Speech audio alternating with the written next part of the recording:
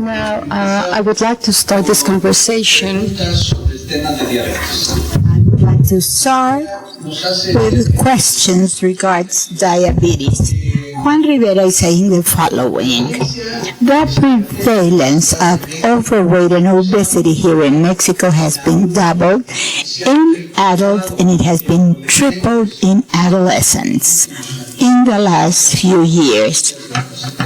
Prevalence of 70% in adults and 33% on adolescents. One, why is this growth on obesity so important and consequently in diabetes? And what is the role of the ingestion of sugar beverages? Jaime, thank you. Congratulations for the initiative. Obesity, overweight, and diabetes are conditions that are originated because of many factors. These are multifactorial matters. There's no one single factor that would explain the problem. Nonetheless, there are countries like Mexico and the United States where the consumption of sugar beverages is a risk factor, which is very clear and convincing, no doubt about it, as a cause of obesity.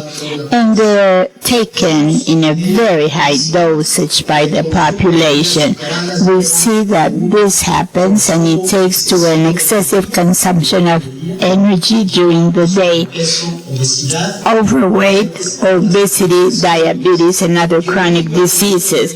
And the consumption is amongst the highest in the world, 163 liters per person per day. That's what they eat. But no, he says he's correcting. He is correcting per year. In Mexico, 66% of Mexicans are consuming a greater amount of sugar than what the World Health Organization has as a limit. It is a very high ratio. Nonetheless, the 70% of the total of the added sugar in Mexico comes from sugar beverages. So we don't need to be a doctor in economy or political economy so as to identify very clearly the sugar beverages as a factor of risk and the measures to decrease these beverages, the sugar beverages, have to do with the taxes to soft drinks as one of the strategies to make the population reduce its consumption and will have definite benefits in the health. What is the recommendation of WHO? The total amount of calories no more than 10% should come from added sugars. And it goes beyond that. They recommend to reduce less than 5% because there are clear positive effects on health if they reduce these levels. And in Mexico, more than 66% consume above 10% of energy. The average of consumption in Mexico in the population is 12.5% of the total of energy from added sugars. How was the idea of a tax coming about? And what has been the impact that this has had? And then I'll add another question. Why the soft drink industry is denying the impact of consumption in the problem? A good question, Jaime.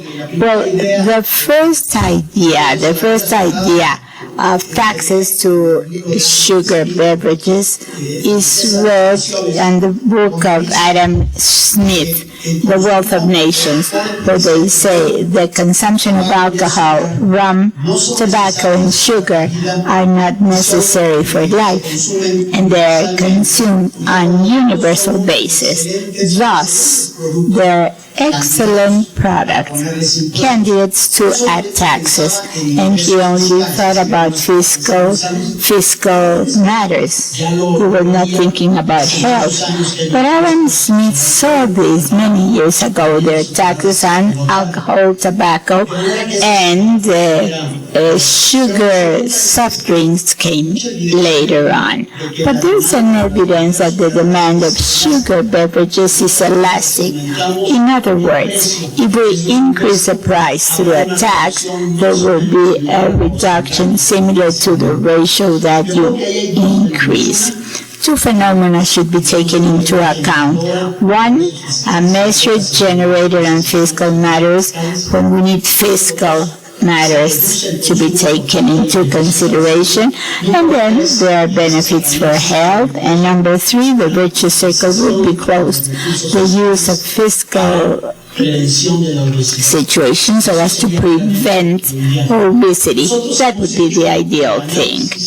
Nonetheless, we have made analysis using a panel of people in Mexico, 5,000 people that represent the urban areas, and we have seen reductions. The study is comprising second year of implementing the tax, 2014-2015, and we have an average reduction of 7.5% on the purchase of sugar beverages in Mexico. The effect on the first year was less than the second.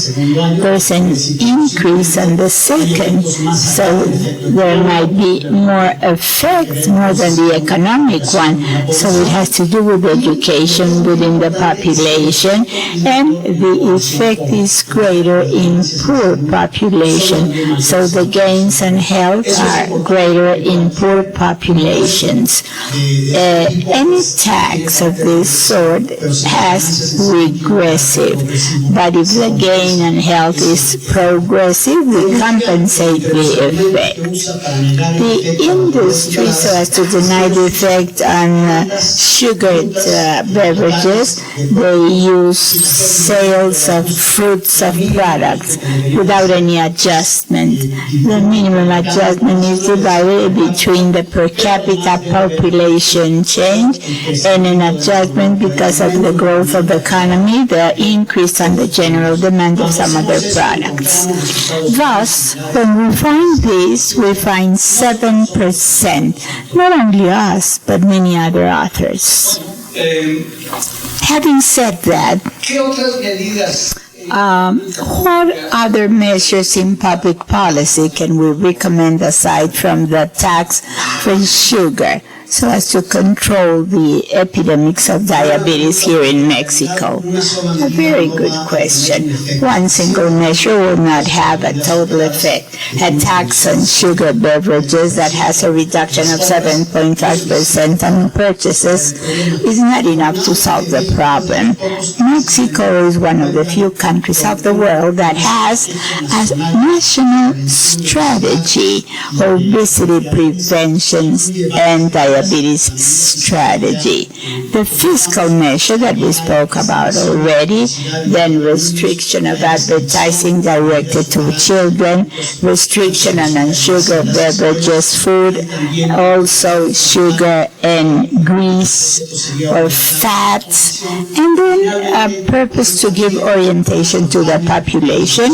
And aside from that, there's a campaign of educational matters and taking care of health, primary taking care of health. All these measures should be evaluated, they should be improved, but Mexico is one of the few countries where we have a package of actions where these are the taxes to this type of beverage. Dr. Enrique Graue, as president of the Medicine Academy, there was an edition of a book about public policies and diabetes. I loved it, and I thought that it was quite a novelty. What is the impact that this book had on taxes and other measures as public policies? Do you want me to answer? I'm Dr. Graue. Well, very clearly, when the book was published, Dr. Mercedes Juan was starting her work as a Secretary of Health. We delivered in the National Academy of Medicine of this book. And she promised, and she accomplished it, that they would use all the recommendations so as to formulate this package of actions.